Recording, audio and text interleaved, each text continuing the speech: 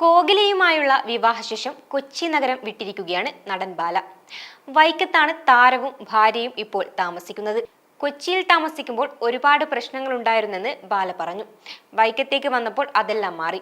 ഇപ്പോൾ സന്തോഷവാനാണെന്നും സഹായം അഭ്യർത്ഥിച്ചു വരുന്നവരെ ഇനിയും സഹായിക്കുമെന്നും ബാല പറഞ്ഞു.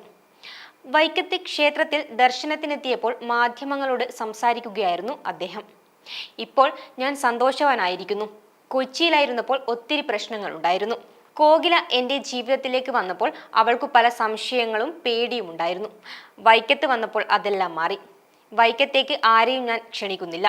ഞാൻ വേറൊരു ലോകത്താണ് ഇപ്പോൾ ജീവിക്കുന്നത്. എനിക്കൊരു വിഷമമുണ്ട്, വേറെയൊന്നുമല്ല, കണക്കെടുത്ത് നോക്കുന്നതുമല്ല. ഇത്രയും നാൾ നിങ്ങളെ എല്ലാവരെയും ഞാൻ ഇത്രയേറെ സ്നേഹിച്ചു. ചെറിയ ഒരു കാര്യം വന്നപ്പോൾ ഒരു നിമിഷം കൊണ്ടാണ് ഞാൻ അന്യനായി പോയത്. കുഴപ്പമില്ല, പക്ഷേ ഇവിടെ അങ്ങനെയല്ല. ഈ ലോകം എനിക്ക് ഒത്തിരി ഇഷ്ടപ്പെട്ടു. ഗ്രാമപ്രദേശമാണ്, സിറ്റിയിലെ ബഹളമൊന്നുമില്ല. ഇവിടെ ഞാൻ സ്കൂൾ കെട്ടുന്നു, രോഗികളെ സഹായിക്കുന്നു, കുടുംബശ്രീ ആളുകളെ സഹായിക്കുന്നു. നമ്മൾ ഏത് ഭൂമിയിൽ കാൽ ചവിട്ടിയാലും അത് നല്ലതായിരിക്കണം. എന്നെക്കുറിച്ച് എനിക്ക് നന്നായിട്ടറിയാം.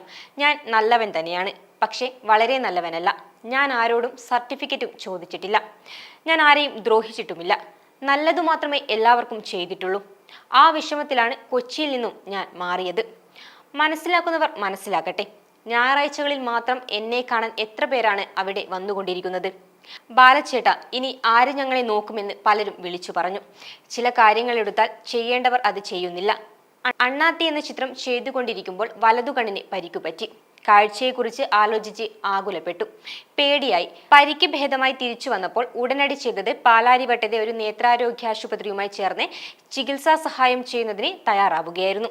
എൻ്റെ അരികിൽ വരുന്നവരെ ഇനിയും സഹായിക്കും. ഞാനിപ്പോൾ ഒരു സ്വർഗത്തിലാണ് ജീവിക്കുന്നതെന്നും ബാല കൂട്ടിച്ചേർത്തു.